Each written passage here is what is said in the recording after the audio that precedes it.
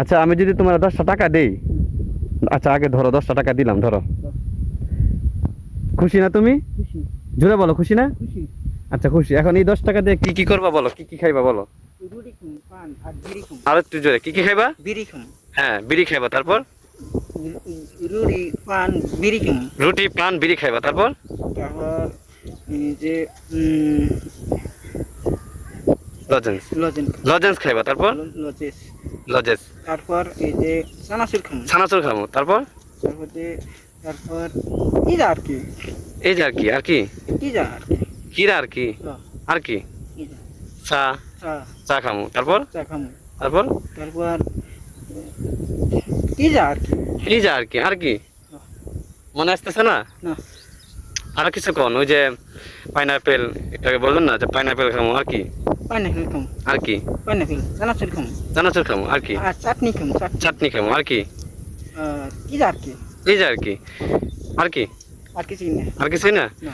এই 10 টাকা দিয়ে আপনি এত কিছু খাবেন? আচ্ছা ধরেন এই 10টা টাকা দিয়ে দিলাম, আপনি এত কিছু খাবেন, কথার কথা। এই 10টা টাকা আমি আবার নিয়ে গেলাম, এত কিছু খাইতে পারবেন? কেমনে খাইবেন? এটা 10 টাকা নিয়ে গেছি, কেমনে খাইবেন? হ্যাঁ, এত কিছু খাওয়া যাবে না। 10 টাকা দিয়ে শুধু কি করবেন জানেন? একটা রুটি আর একটা কলা খাবেন, ঠিক আছে? জানেন? খুশি তো?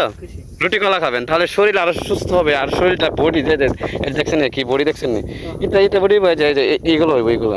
হ্যাঁ আচ্ছা, তো ভালো থাকেন। আর এই যে কোন বন্ধুরা আমার জন্য দোয়া করবেন, জোরে কোন বন্ধুরা আমার জন্য দোয়া করবেন।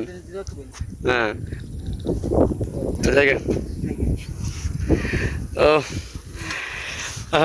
বন্ধুরা আসলে জানি না লোকটির বাসা কোথায়, কিন্তু লোকটির কথা শুনে মনে হচ্ছে যে উনি মানসিক ভারসাম্যহীন, হিতাহিত জ্ঞান নেই। তো আমি ওনাকে আমার পকেটে এখন খুচরা নেই, যার জন্য যত টাকা খুচরা ছিল তাই দিলাম। আপাতত ওনার হাতে দেখা যায় সিগারেট, কিন্তু উনি আসলে এটা নিয়ে কি করবে, সিগারেটই খাবে না কি খাবে সেটা তো জানি না। বেশি দিন আর অন্য কিছু খেতেও পারে, তার জন্য বেশি দেয় নাই। আর হচ্ছে যেটা পারছে ওইটা দিছি, এটা দিয়ে বললাম তো রুটি কলা খাওয়ার জন্য। এখন আল্লাহ ভালো জানে এটা দিয়ে নয় সিগারেট খাই। আমি তো হুজুর মানুষ, আমার বলতেছে কি যে আগুন দেন বিড়ি খাবো না, সরি বলতেছে যে বিড়ি দেন আগুন খাবো। এটা কোনো কথা? বিড়ি দেন আগুন খাবো, তাই না? তো বিড়ি দেন আগুন খাবো। তো আমি বললাম যে আমি বিড়ি কোথায় থেকে দিন, আর আগুন থাকলে দিতাম, আগুন খাইতেন।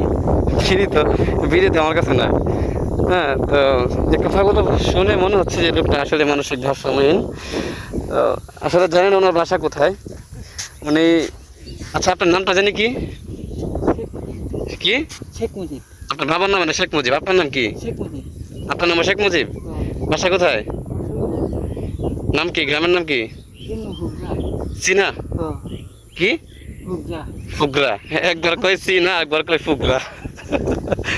তো লোকটি আসলে খুবই হাসি খুশি একটি মানুষ, যদিও মানসিক ভারসাম্যহীন। তাও তার কথাবার্তা শুনে মনে হচ্ছে উনি যখন উনি সুস্থ ছিল খুব ভালো মনের মানুষ ছিল।